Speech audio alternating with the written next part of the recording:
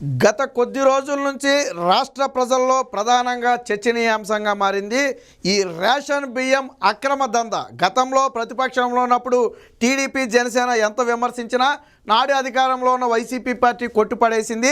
అది ప్రజల్లోకి రాకుండా వార్తల్లో నిలవకుండా జాగ్రత్తలు తీసుకోవడంతో వాళ్ళు ఆడిందే ఆట పాడిందే పాటగా సాగింది.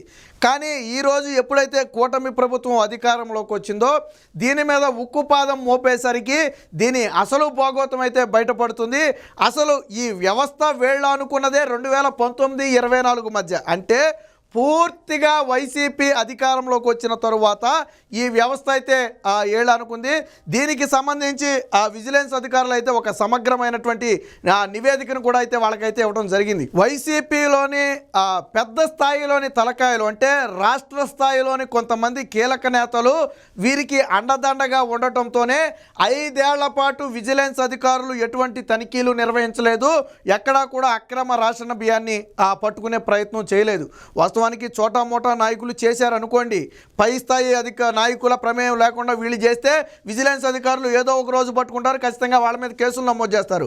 కానీ పై నుంచి రాజకీయ నాయకుల రక్షణ వీళ్ళకు ఉంది అంటే వాళ్ళ వాటాలు వాళ్ళకి వెళ్తున్నాయి. ఏ నాయకుడు కూడా ఇప్పుడు పై స్థాయిలో రాష్ట్ర స్థాయి నాయకుల్లో మంత్రి స్థాయిలోనో లేదా ముఖ్యమంత్రి స్థాయిలోనో ఉప ముఖ్యమంత్రి స్థాయిలోనే వాళ్ళకి రక్షణ కల్పించారు అంటే ఖచ్చితంగా వాళ్ళకి చెందాల్సిన లాభం వాళ్ళకి చెందుతుంది.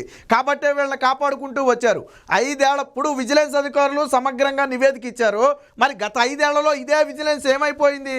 ఇదేదో 6 నెలలకో ఏడాదికో ఒకసారి జరిగే వ్యవహారం అనుకోండి, సరే గుర్తుపట్టలేకపోయారు, దొరుకుండకపోవచ్చు అనుకోవచ్చు. ఇది నిత్యం కృత్యంలాగా మారింది కదా.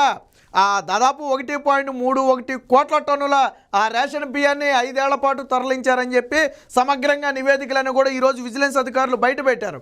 అంటే వైసీపీలోని కొన్ని పెద్ద తలకాయలు, ఆ తలకాయల పేర్లు బయటకు రావాలి. ఇప్పుడు కొన్ని పెద్ద తలకాయలు వీరికి రక్షణగా నిలిచాయి. ఇది కేవలం ఎమ్మెల్యే స్థాయిలోనే లేదా ఎంపీ స్థాయిలోనో ఆగింది అంటే ఖచ్చితంగా కానే కాదు. వాళ్ళ స్థాయిలో కంటే కూడా పై స్థాయి అధికారులు, అది మంత్రి కావచ్చు, ముఖ్యమంత్రి కావచ్చు, పై స్థాయి అధికారుల రక్షణ ఉండబట్టే ఈరోజు ఈ దందా అయితే కొనసాగింది. అసలు ఇది మనకి చైన్ సిస్టమ్ ఆల్రెడీ నిన్న మాట్లాడుకున్నాం. ఏదైతే రేషన్ మన ఇంటికి వచ్చి రేషన్ పోసే వాహనాలు ఉన్నాయో అసలు ఆ వాహనంలో నుంచి బియ్యం దింపకుండానే ఇక్కడ డబ్బులు ఇచ్చేసి బియ్యాన్ని వాళ్ళు పట్టుకెళ్ళిపోయి గోడౌన్లో డంప్ చేసేవాళ్ళు. అక్కడ నుంచి జిల్లా నేతలేమో ఆ ఎగుమతిదారులకు సప్లై చేసేవాళ్ళు. వాళ్ళు గోడౌన్లో స్టోర్ చేసుకుని అక్కడ నుంచి షిప్పులకు సప్లై చేసేవాళ్ళు. సో ఇదంతా ఒక చైన్ సిస్టమ్ లాగా ఒక సిస్టమేటిక్గా జరిగింది. బట్ ఏ స్థాయిలో కూడా ఎక్కడా కూడా దొరకల, బియ్యం మీద ఎక్కడా కూడా రైట్స్ జరగల. ఇటీవల నాదెండ్ల మనోహర్ కీలకంగా కొన్ని గోడౌన్స్ మీద రైట్స్ చేసి ఆ బియ్యాన్ని సీజ్ చేస్తున్నారు. ఈ గోడౌన్స్ ఇప్పటి నుంచి ఉన్నాయా అంటే కాదు, వైసీపీ హయాంలో కూడా ఈ గోడౌన్స్ ఉన్నాయి. అంటే వీటిలో నిల్వ చేసే మొత్తాన్ని కూడా ఎక్స్పోర్ట్ చేశారు విదేశాలకు. ఆఫ్రికాలోని కొన్ని దేశాలకు ఈ మొత్తాన్ని కూడా ఎక్స్పోర్ట్ చేశారు. ఒక సమగ్రమైనటువంటి విజిలెన్స్ అధికారుల నివేదిక ఆధారంగా వైసీపీ నాయకుల భాగోతం అయితే బయటపడింది. దీనికి సంబంధించిన వార్త అయితే ఒకటి వచ్చింది, ఒకసారి చూద్దాం. ఆల్రెడీ చెప్పుకున్నాం ఎందుకు ఈ రేషన్ బియ్యం మీద ఇంత కట్టుదిట్టమైన చర్యలు తీసుకున్నప్పటికీ కూడా అక్రమార్కులు ఏదో మార్గాన్ని తరలిస్తున్నారు అంటే ఇక్కడ 40 నుంచి 50 రూపాయలకి ఎగుమతి అవుతున్నటువంటి బియ్యం ఇతర ఆఫ్రికా దేశం వెళ్ళేటప్పటికి దాదాపుగా 120 నుంచి 150 రూపాయలు పలుకుతుంది. అంటే అంతకు 2 రెట్లు అధిక ధర అక్కడ వస్తుంది. కాబట్టే కష్టమైనా కానీ ఎందుకు ఈ దందా నడుపుతున్నారంటే అందుకు నడుపుతున్నారు. కానీ మన దగ్గర జీరో, అది మన దగ్గర రూపాయి కూడా ఖరీదు లేనటువంటి బియ్యం, ప్రభుత్వం ఇచ్చే బియ్యం. ఇది ప్రభుత్వం కూడా దీనికి దాదాపుగా 36 రూపాయల నుంచి 40 రూపాయలు కేజీకి భరిస్తున్నట్టుగా ఉంది, కేంద్ర రాష్ట్ర ప్రభుత్వాలు కలిపి. కానీ ఆ బియ్యాన్ని ప్రజలు తీసుకోకపోవడం వల్ల ఏమైంది, వాళ్ళే 10 రూపాయలకో 15 రూపాయలకో కొనేసి ఇంకొక 5-10 రూపాయలు లాభం వేసుకుని పయ్యోళ్ళకి అమ్మితే వాళ్ళు ఒక 10 రూపాయలు లాభం వేసుకుని ఆ ఎగుమతిదారులకు అమ్మితే వాళ్ళు ఒక 20 రూపాయలు లాభం వేసుకుని దాన్ని ఇతర దేశాలకు ఎగుమతి చేసేస్తున్నారు. అంటే ఓవరాల్గా ఇది ఒక చైన్ సిస్టమ్ లాగా సాగింది. దీనికి సంబంధించి ఆల్రెడీ నిన్న ఎక్స్పోజ్ చేయడం కూడా జరిగింది. ఇక పేదల బియ్యం బొక్కింది వైకాపా ప్రభుత్వంలోని పెద్దలే. అక్రమ నెట్వర్క్ను రూపొందించింది అత్యున్నత స్థానంలోని ప్రజాప్రతినిధులే. అసలు మనం ఇంత మాట్లాడుకునేది కర్త కర్మ క్రియ అంతా కూడా పై స్థాయిలోనే జరిగింది. అసలు ఈ విధానానికి శ్రీకారం చుట్టి ఈ విధంగా నెట్వర్క్ని ఏర్పాటు చేసి ఒక అక్రమ దందాకు తెరలేపిందే వైసీపీలోని పై స్థాయి నాయకులు.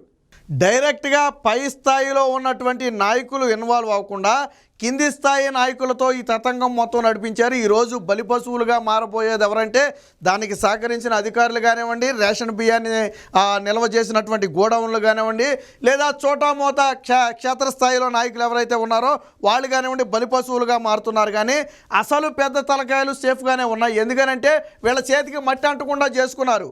వ్యవస్థ అంతా కూడా కింద పెట్టి జస్ట్ పైన రక్షణ కల్పించారు అంతే. వ్యవస్థ అంతా కూడా కిందే నడిచింది.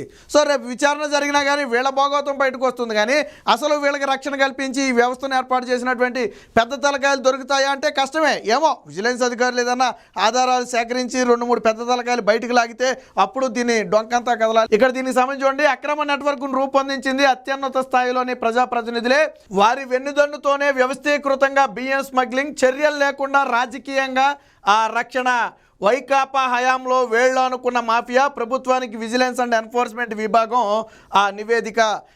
ఈ వ్యవస్థ ఎంతలా వేళ్ళు అనుకుందంటే, సరే వైసీపీ అధికారంలో ఉన్నప్పుడు ఈ దందా కొనసాగిందంటే మనం ఇందాక చెప్పుకున్నట్టుగా కింద నుంచి పై స్థాయి వరకు అందరి నాయకుల పాత్ర అందులో ఉంది కాబట్టి ఏ అధికారి వాళ్ళ జోలికి వెళ్ళే ధైర్యం చేయలే. మరి కూటమి ప్రభుత్వం వచ్చి దాదాపుగా ఈ 2-3 రోజులు అయితే 6 నెలలు గడుస్తుంది. మరి కూటమి ప్రభుత్వం వచ్చి 6 నెలలు గడిచినా కానీ నిన్న కూడా ఆ మంత్రి నాదెండ్ల మనోహర్ వెళ్ళి కొన్ని చోట్ల అక్రమ రేషన్ బియ్యాన్ని తనిఖీ చేసి పట్టుకోవడం జరిగింది. మరి ఎలా సాగుతుంది ఈ తనిఖీ బియ్యం, అక్రమ రేషన్ బియ్యం? కూటమి ప్రభుత్వంలో కూడా ఎలా సాగుతుంది అంటే అంత బలంగా ఈ వ్యవస్థ వేళ్ళు అనుకుంది.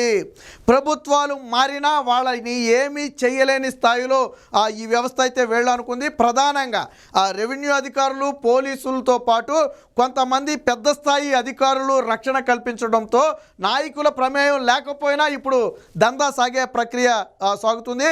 బట్ కూటమి ప్రభుత్వంలో ఎవరూ దీనికి సహకరించట్లేదు కాబట్టి, కూటమి ప్రభుత్వ నాయకులు ఎవరు కూడా ఈ అక్రమ దందాలో లేరు కాబట్టే ఈరోజు ఆ వ్యవస్థ అంతా బయటకు వచ్చింది. వాళ్ళలాగానే వీళ్ళు కూడా ఏదైనా లంచాలకు లేకపోతే ఇంకో దానికి అలవాటు పడిపోయి లాభాలకు అలవాటు పడి దీన్ని చూసి చూడనట్టు వదిలేస్తే ఈరోజు కూడా ఈ రేషన్ బియ్యం అక్రమ రవాణా వ్యవహారం బయటకు వచ్చేది కాదు. ఇక్కడ కేవలం బియ్యం బయటకు వెళ్తున్నాయనే సంగతి బయట పెడితే ఈ విధంగా ముఖ్యంగా ఈ మొత్తం స్మగ్లింగ్ కూడా ఎక్కడి నుంచి జరుగుతుంది?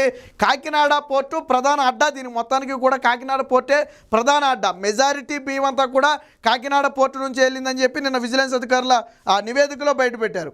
మరి అంటే పోర్టు అధికారులు నిద్రపోతున్నారు, విజిలెన్స్ అధికారులు నిద్రపోతున్నారు, పోలీసులు నిద్రపోతున్నారు. ఇప్పుడు రేషన్ బియ్యం అయింది. రేపు పొద్దున ఏదైనా మారణాయుధాలు అయితే లేదా మానవ అక్రమ రవాణా అయితే వాటిని కూడా అడ్డుకట్ట వేయలేరు కదా. లేదా అక్రమంగా ఏదైనా సంపద తరలించుకుపోతే దాన్ని కూడా అడ్డుకట్ట వేయలేరు కదా. మొన్న పవన్ కళ్యాణ్ చెప్పింది కానీ, నాదెండ్ల మనోహర్ చెప్పింది కానీ అదే. ఇప్పుడు బియ్యం పోతున్నాయి అనే సంగతి పక్కన పెడితే ఇది దేశ రక్షణకు, భద్రతకు కూడా ముప్పు. ఎవరైనా చొరబడితే, బోర్డర్లోకి చొరబడితే అది ఎంత తీవ్రమైనటువంటి ఇదవుతుంది. ఎందుకంటే మన దగ్గర అంతా కూడా లంచాలకు అలవాటు పడిపోయిన మనుషులు కదా. సో దానికి సంబంధించి ఈరోజు వచ్చింది. వైకాపా హయాంలో వ్యవస్థీకృతంగా తయారైన రేషన్ బియ్యం స్మగ్లింగ్ దందాలో అప్పట్లో అత్యున్నత స్థానంలో ఉన్న ప్రజాప్రతినిధులే సూత్రధారులని విజిలెన్స్ అండ్ ఎన్ఫోర్స్మెంట్ విభాగం తేల్చింది. ఈ అక్రమ నెట్వర్క్ను రూపొందించింది, సహకరించింది వారేనని నిర్ధారించింది. వీరు ఈ స్మగ్లింగ్లో భాగస్వాములకు రాజకీయంగా రక్షణ కల్పించారని, వారిపై ఎలాంటి చర్యలు తీసుకోకుండా కాపాడుకుంటూ వచ్చారని చెప్పి తేల్చింది. 2019-24 మధ్య ఈ మాఫియా అయితే వేళ్ళు అనుకున్నట్టుగా అయితే నిర్ధారించడం జరిగింది. మొత్తం 5 ఏళ్లలో 1.31 కోట్ల టన్నుల రేషన్ బియ్యం ఇతర దేశాలకు తరలించడం జరిగిందని విజిలెన్స్ అధికారులు అయితే తమ నివేదికలో చెప్పడం జరిగింది. ఇప్పటి వరకు ఈ రేషన్ బియ్యంలో చూడండి మొత్తంగా 13 కేసులు ఎవరైతే ఇవన్నీ నిల్వ చేసిన గోడౌన్లు ఉన్నాయో వారి మీద ఒక 13 కేసులు అయితే నమోదు చేశారు.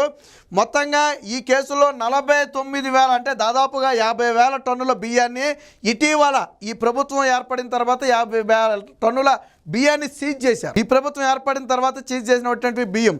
సో 13 వాటి మీద అయితే కేసులు నమోదు చేశారు.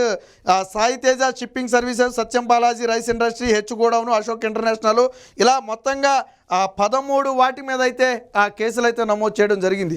సో ఇవన్నీ కూడా ఏంటంటే బహుశా బియ్యాన్ని నిల్వ చేసినటువంటి ప్రధాన గోడౌన్స్, అలాగే ఆ గోడౌన్స్ నుంచి బహుశా షిప్పుల వద్దకు లేదా ఆ పోర్టు వద్దకు బియ్యాన్ని ఎక్స్పోర్ట్ చేసినటువంటి వాళ్ళు అయి ఉంటారు ప్రధానంగా. సో వీరిని ప్రాథమికంగా గుర్తించారు. ఇప్పుడు గుర్తించాల్సింది ఆ వైసీపీలో ఉన్న పెద్ద తలకాయలు ఎవరు. దీనికి ప్రధానంగా రక్షణ కల్పించే తలకాయలు 2-3 ఉండుంటాయి వైసీపీలో. సజ్జల రామకృష్ణారెడ్డి కావచ్చు, లేదా పెద్దిరెడ్డి రామచంద్రారెడ్డి కావచ్చు, జగన్మోహన్ జగన్మోహన్ రెడ్డి కావచ్చు, ఎందుకంటే విజయసాయి రెడ్డి కావచ్చు, వైవి సుబ్బారెడ్డి కావచ్చు, ఎందుకనంటే వైసీపీలో పెద్ద తలకాయలంటే సాధారణంగా పేరున్న వాళ్ళు వీళ్ళే. మరి వీళ్ళ పాత్ర ఏమైనా ఉందా? ఉంటే ఎవరి పాత్ర ఉంది? ఎవరు దీనిలో క్రియాశీలకంగా వ్యవహరించి వాళ్ళ మీద కేసులు లేకుండా విజిలెన్స్ రైట్స్ జరగకుండా చూసుకున్నది ఎవరు అనే విషయాలు ఇప్పుడు విజిలెన్స్ అధికారులు బయటికి తీయాలి. విచిత్రం ఏంటంటే ఆ రోజు నిద్రపోయినటువంటి విజిలెన్స్ ఈ రోజు అన్నీ కూడా బయట పెడుతుంది. అంతేలే, పాలన అప్పుడు నాయకులు సక్రమమైనటువంటి నాయకుడు ఉంటే ఆటోమేటిక్గా వ్యవస్థ అంతా కూడా సక్రమంగా పనిచేస్తుంది. అక్కడ ముఖ్యమంత్రి సక్రమంగా లేకపోతే వ్యవస్థ కూడా పనిచేయదు. ఇప్పుడు చంద్రబాబు గారు ఉన్నారు కాబట్టి అదే విజిలెన్స్ పరుగులు పెట్టుకుంటూ పనిచేస్తుంది. అదే జగన్మోహన్ రెడ్డి ఉన్న 5 ఏళ్ళు ఏం చేసింది? అదే విజిలెన్స్ కళ్ళు మూసుకుని నిద్రపోయింది. ఇందులో అందరి పాత్ర ఉంది. అప్పటి నాయకుల పాత్ర ఉంది, అధికారుల పాత్ర ఉంది, కింది స్థాయిలో ఉన్నటువంటి ఆ ఎంప్లాయీస్ పాత్ర ఉంది, పోర్టు అధికారుల పాత్ర ఉంది. ఏది ఏమైనా ఈ అక్రమ రేషన్ దందాలో ప్రధాన పాత్ర వైసీపీ నాయకులదే. ఆ పెద్ద తలకాయలు ఎవరు అనేది దీని మీద పూర్తి స్థాయి విచారణ చేసి ప్రజల ముందు పెట్టాల్సిన బాధ్యత ఈ ప్రభుత్వం మీద ఉంది.